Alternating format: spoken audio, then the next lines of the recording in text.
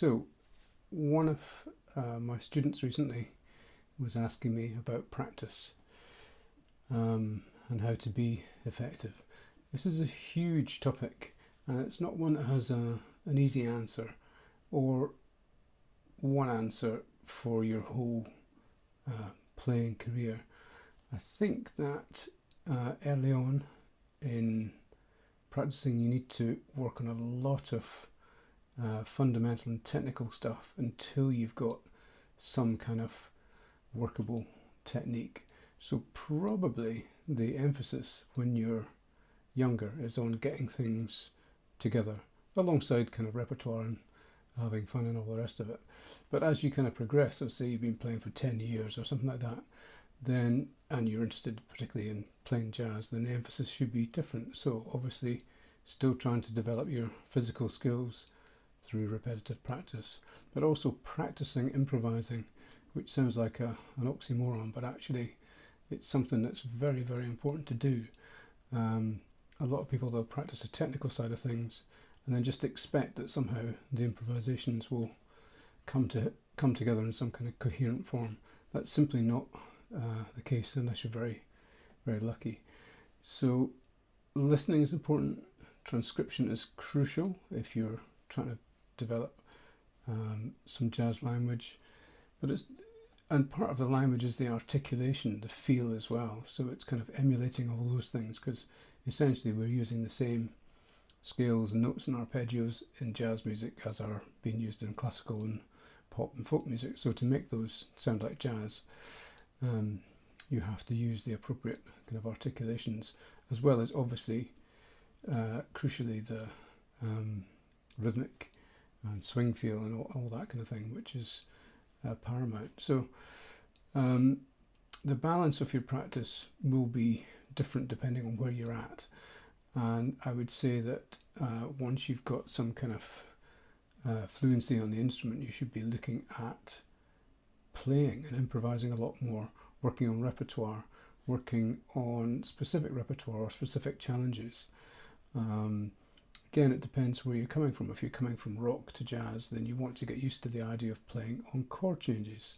So maybe just play two chords that go from one key to another, like A minor to C minor, A minor 7th to C minor 7th. See how you can cope with that change. But work with ideas, work with phrases. Just know, I mean, the scales are kind of a means to an end, they're not an end in themselves. And if you listen to most solos, yeah, sure, there'll be scales in there, but the scales will be used connecting or part of ideas. The idea will actually be probably bigger than that. There'll be some kind of melodic, rhythmic cell that kind of gets worked with. So working with motifs and stuff like that as well is really good to do. And repertoire, stick to repertoire. Don't get too don't take on too much. Work on like a couple or three tunes at a time. What I tend to do is I tend to just work on one tune at a time. So at the moment I'm revisiting Time Remembered by Bill Evans. I'm spending most of my practice time just working on that tune.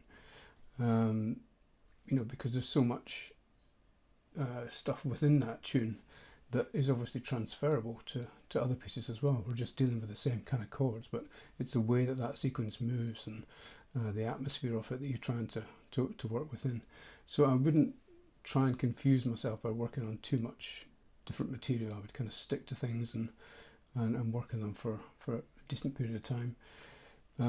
But jamming with people as well, that you learn so much by doing that, being in a real situation rather than with a backing track or a loop or some kind of a play along kind of scenario. So it's a very complicated question, and so listening is important, practicing improvising is important, recording yourself in the process. So maybe work up a tune for however long you need to, a week or so, record yourself playing on that tune, listen to it back a couple of days after that, record it again the next week. You're only going to see incremental improvements in your playing because you're confronting it every day. So you're not going to see huge leaps forward.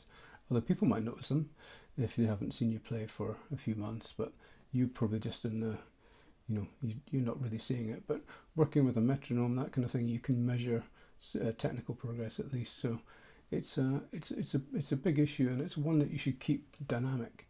Having a routine is great, having some elements of kind of warm-ups and technical stuff, but also kind of, if something's not working or if the balance isn't right, just keep changing it, make it dynamic. So I'll probably post some other thoughts on this once I get some feedback, but it's really important if you're interested in jazz and improvisation, one, to transcribe, and two, to actually practice improvising, as strange as that may sound. So improvise lots, make lots of mistakes, and refine the results over time.